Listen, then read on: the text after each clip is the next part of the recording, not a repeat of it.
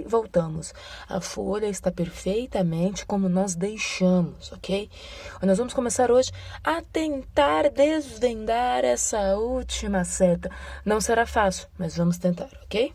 Então, a parte dos átomos. Átomos sofrem transformações, que podem ser tanto o que a gente chama de fenômeno físico ou de fenômeno químico. Deu para perceber que o fenômeno químico está mais em destaque, ou seja, ele é mais importante, ele é um pouquinho mais difícil, ok? Então, como é que eu faço para reconhecer um fenômeno físico? Um fenômeno físico acontece o que a gente chama de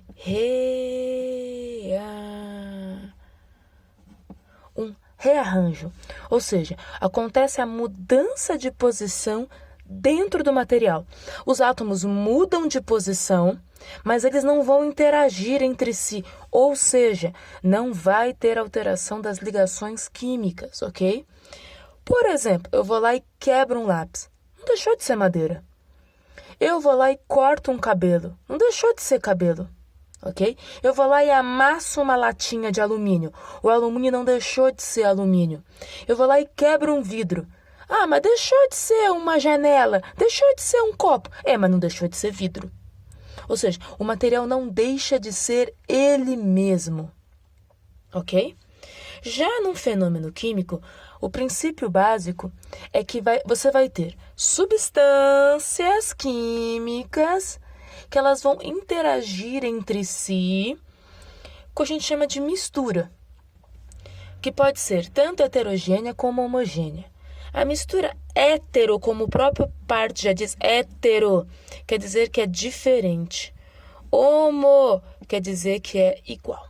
Então, as misturas heterogêneas é quando você consegue ver as camadas, você consegue saber aonde estão as substâncias químicas que formam aquela mistura. Por exemplo, quando eu pego areia, que é meio marronzinha, meio clarinha, meio beijinha, aí eu coloco, por exemplo, pó de café. Tá tudo, os dois são grãos muito pequenos, mas você vai conseguir ver aonde está a areia, aonde está o café. Ou quando você mistura água e óleo, você consegue saber aonde está a água, aonde está o óleo. Se você consegue ver e esses caras não estão interagindo, um dos motivos pode ser a densidade. Lembra que eu falei que a densidade é uma coisa importante?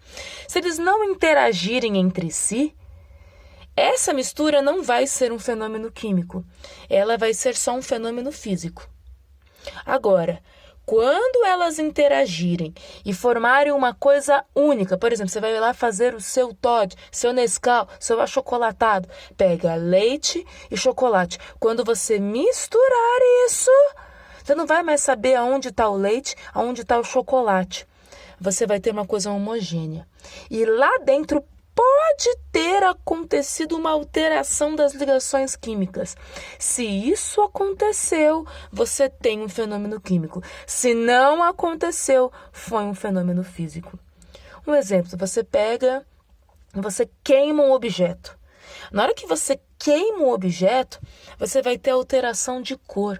Então, existem evidências de que realmente aconteceram um fenômeno químico. Aconteceu o que a gente chama de reação química. Alteração de cor, liberação de gás. Sabe quando você faz um bolo, põe fermento e o bolo fica todo furadinho? O pão fica todo furadinho? Liberação de gás. Ok? Ou formação de precipitado, forma uma nata, forma uma gosma, alguma coisa, ou em cima, ou embaixo, ou no meio, vira uma meleca. Ou o que a gente chama de alteração de energia. Já falamos de energia aqui, tá? Ou seja, pode ser que ela fique quente ou fria, que a gente chama de reação endotérmica ou exotérmica. Na exotérmica, fica quente, sai calor para o ambiente. Na endotérmica, ela absorve. Então, quando eu encostar na endotérmica, eu vou sentir que está frio, porque essa reação está roubando o calor do meu corpo, já que o ser humano é quente, nós somos uma fábrica de calor. Ok? O fenômeno químico, como eu disse, ele vai alterar as ligações químicas. Para eu ter certeza quando acontece um fenômeno químico, eu represento ela através de equações químicas, que têm que seguir as leis ponderais, aonde você vai ter como base numa equação química a presença de ácidos, bases, sais e óxidos, que nós vamos falar mais para frente. Então, hoje nós vamos tentar focar, olha a sonoplastia, em equações químicas. A equação química ela é representada normalmente dessa forma. Na bunda da seta, eu sempre vou ter os reagentes e na cabeça da seta eu vou ter sempre os produtos. Quando eu tenho uma seta, eu chamo de equação irreversível, ou seja, quando esses dois caras se misturarem, ele vai formar esses novos caras e você não vai conseguir poder voltar a ter esses caras. Depois que você misturou esses dois e eles mudaram as ligações químicas, essas substâncias mudaram as ligações químicas, não dá para quebrar as ligações químicas e voltar para o que estava antes, ok? Existem algumas equações químicas que elas são reversíveis, ou seja, esses caras eu posso quebrar as ligações e voltar a ter eles de novo, ok? Dentro dessa seta, ou embaixo ou em cima, nela, você pode encontrar um símbolo que parece um triângulo. Esse símbolo significa que essa reação química só vai acontecer se eu esquentar, se eu der calor, se eu colocar no fogo. Por exemplo, quando você vai fazer um café. Se você pegar a água e misturar com um pó de café, nunca vai virar café, se eu não esquentar. Ah, mas tem o café solúvel. Ah, isso é outra história. Mas o café é normal. Se você tentar pegar água gelada e colocar o pó de café e misturar, você não vai ter café para você tomar, ok? Só vai ter depois que eu esquentar. Se não tiver quente, isso não vai acontecer. Ou pode ter algumas coisas escritas em cima da seta ou embaixo da seta. Significa que esse cara que está escrito, ele só está participante de coadjuvante. Ele só está observando a reação acontecer. E essa reação só vai acontecer na presença dele. Ele tem que estar lá presente para isso acontecer. Ou você pode encontrar aqui do lado dos reagentes ou dos lados dos produtos uma seta para cima e uma seta para baixo. A seta para cima diz que esse produto aqui, esse reagente, ele saiu na forma de gás. Ele simplesmente evaporou, ele foi embora, ele sumiu. Saiu em fumacinha. Ou para baixo, quer dizer que ele precipitou, quer dizer que formou uma nata, formou alguma coisa, ou embaixo, ou em cima, ou no meio, talhou, ok? Só que tá, uma equação química, ela tem que seguir uma lei, ela tem que seguir uma regra, que a gente chama de leis ponderais, que são a base do balanceamento químico. São dois caras principais que falaram sobre isso. Na verdade, tem 3 leis ponderais, mas 2 são as principais que são mais trabalhadas. Porque a questão é, você reparou que eu tenho um reagente, 2 reagentes e formo um produto e um produto? Às vezes, você pode ter, eu vou usar esse espaço aqui, eu posso ter um reagente mais 2 reagentes e eu formar um produto só. Ou eu tenho um reagente mais 2 reagentes e eu formar 3 produtos. Mas, professora, tem mais de um lado menos do outro. Segura. Ou eu tenho um reagente que vai formar 2 produtos.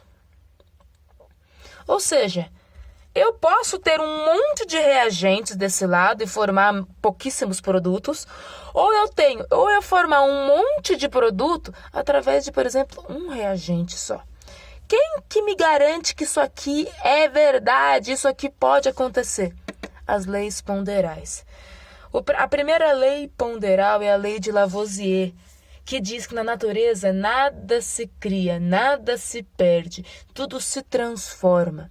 Ou seja, o que eu tenho de reagente, a quantidade que eu tenho de reagentes, vai produzir um produto que tem que ter a mesma quantidade. Ou seja, se eu tenho 2 quilos desse reagente 1, mais 8 quilos desse reagente 2.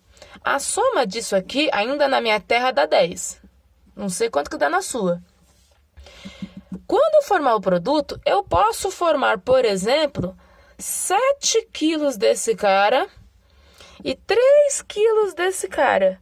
Opa, 7 mais 3 ainda dá 10. Ou seja, o que eu tinha de um lado, eu vou ter do outro. A quantidade, ela sempre vai ter que ser a mesma. Eu não posso chegar aqui e formar 9. Não posso perder átomos. Como também não posso formar 11, porque eu não posso ganhar átomos de graça. Na natureza nada é de graça, não existe amostra grátis, ok? O que eu tenho de um lado, eu vou ter que formar do outro. Então, se eu pesei desse lado 20, eu vou ter que formar 20. Se eu somei 1, eu vou ter que formar 1. Agora, eles vão ter que seguir a mesma proporção? Não. Você viu que aqui tinha 2 e 8, aqui formou 7 e 3. Mas a soma deu 10, a soma deu 10. Acertei. E tem um detalhe.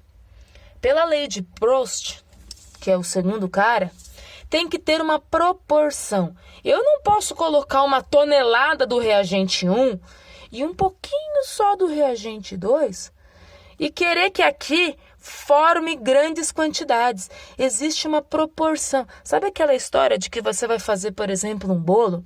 Eu não posso colocar 1 litro de leite para 1 colher de farinha. Certo? Eu preciso ter uma certa proporção. Sabe quando a sua mãe vai, por exemplo, dobrar a receita? Se tinha um ovo, eu tenho que colocar 2 agora. Eu não posso querer fazer uma receita maior e não dobrar a quantidade de produtos ou aumentar a quantidade de produtos, porque senão eu não vou formar todos os produtos que eu poderia, vai sobrar um resto. Sabe quando você vai colocar, por exemplo, vai adoçar um suco? Aí você vai colocando açúcar, vai colocando açúcar, vai colocando açúcar. A reação química, ela tem um limite. Se eu colocar açúcar demais, vai ficar no fundo aquele restinho de açúcar. Se eu passei do limite, porque eu não segui a regra das proporções, que é a lei de Proust, que tem um valor constante, ou seja, existe uma certa quantidade de reagentes que consegue reagir com uma quantidade de outro reagente que vai formar uma quantidade de produtos. Eu não posso passar desse limite. Então, na próxima vez que eu surgir aqui, nós vamos trabalhar com isso. Nós vamos trabalhar o que é um óxido, o que é um ácido, o que é uma base, o que é um sal. E nós vamos entender como essa proporção acontece dentro das equações químicas. Para isso, nós temos que saber ler fórmulas químicas, que também precisamos trabalhar isso, para entender a equação química. E aí nós terminarmos praticamente a matéria e podemos ir para radiações, ok? Beijo, beijo, beijo.